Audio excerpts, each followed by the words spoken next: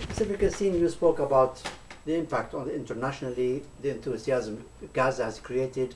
How about its impact on the Arab neighboring countries and the people of the region who have been embroiled for a long time, now more than 3 years, in internal wars and other things, and Palestine has gone off their radar? Well, it's a real problem, and we have to acknowledge it. We can't create fictions, self-satisfying or self-gratifying fictions. The fact of the matter is that the people of Palestine are more isolated than ever. This past 50 days, the protective edge... Not only that, Hamas was embroiled as well in Syrian conflict. They took sides inside Syria, and that probably have isolated them even from their close ally. Whichever way you cut it, whatever decision Hamas would have made, it would have ended up still isolated in the Arab Muslim world. They had very few options this time around, and the fact of the matter is they're humanitarian, not just political, but they're humanitarian crises now in Iraq, in Syria, and throughout large swaths of the Arab Muslim world. And so the likelihood that there would be mass rallying behind the people of Gaza this time was pretty remote. But the Palestinians, talking to the Palestinians, they say now, we've noticed that many of the Arab states were on the side of Israel. Yes, this time only few states were with the Palestinians and few groups. Right. Would that make a reshuffling of allegiances, alliances in the region? Look, they don't have that much support now in the Arab Muslim world for two reasons. There are now open schisms within the Arab Muslim world. Look what happened. The Arab League supported the Egyptian, the Tony Blair Sisi original ceasefire, which basically... Did you expect otherwise? Well, the Arab League very rarely just openly betrays the Palestinians, maybe behind the scenes, but this was an open betrayal of the Palestinians. And it was clear that Saudi Arabia, the Emirates, Egypt were openly hoping for Hamas to be pulverized by Israel. The same thing in 2006 with Hezbollah. Yes, but there's a difference in the power between the two forces. But the thing is, again, we have to be sober, we have to be realistic. The problem is, in my opinion, and I'm going to be blunt about these things, because I'm reaching a level of frustration that perhaps comes with age and the fact that I've been involved in this since, 32 years now. I started in 1982, and it's very painful not to see only no progress, but to see regress, things getting worse and worse. The Palestinians, leaving aside all the other stuff, which is just, it's revolting, the kind of sandbox, grade school, exchanges that you read about on the internet between Hamas and the Palestinian Authority. It's just contemptible. These are adults carrying on like children.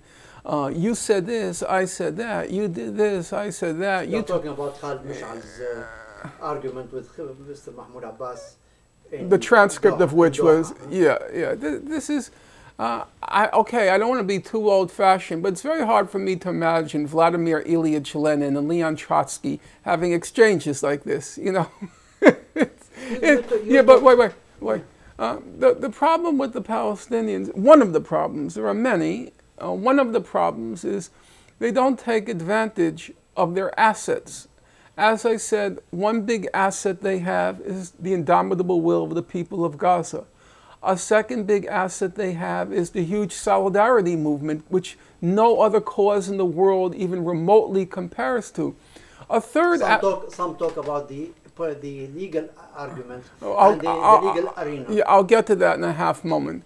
But there's a third asset which emerged during the last hostilities. The third asset, which is quite remarkable for those who are looking with their eyes and thinking, was the emergence of the Latin American bloc solidly behind the Palestinians. That was very courageous. Of course. That was remarkably principled. They had nothing to gain from it. And yet, except for Paraguay, all the South American and some Central American countries like El Salvador came out in support of the Palestinians. Why not work with that asset? There are all these resolutions now being talked about in the UN, you know, about setting up an EU force on the Rafah border and so on and so forth to monitor whether weapons go in.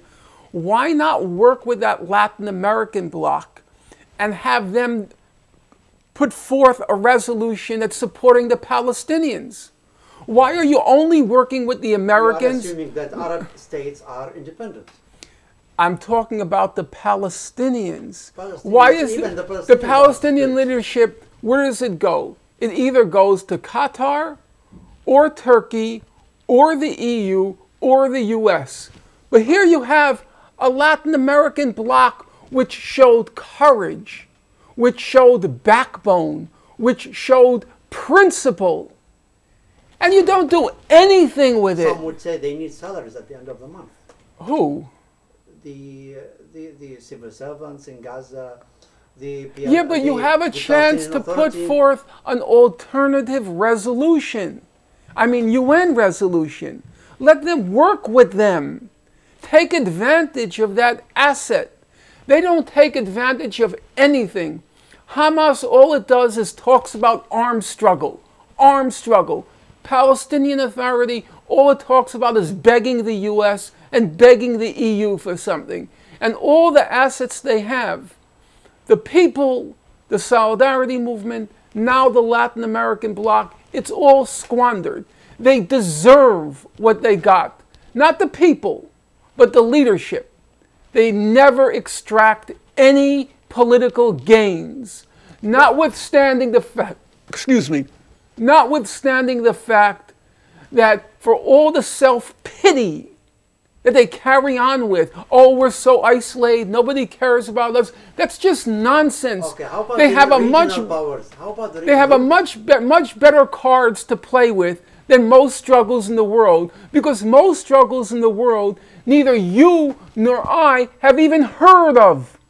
They just go on mass killings and nobody even knows about them. Some would say that Latin American countries are far away and they cannot really... they're not far away.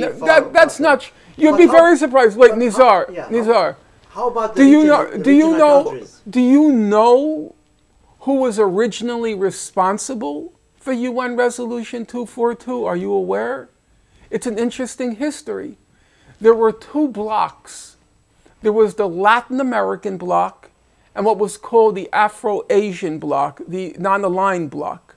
And they were the ones originally in the General Assembly who put forth the terms that became later in the Security Council, UN Resolution 242.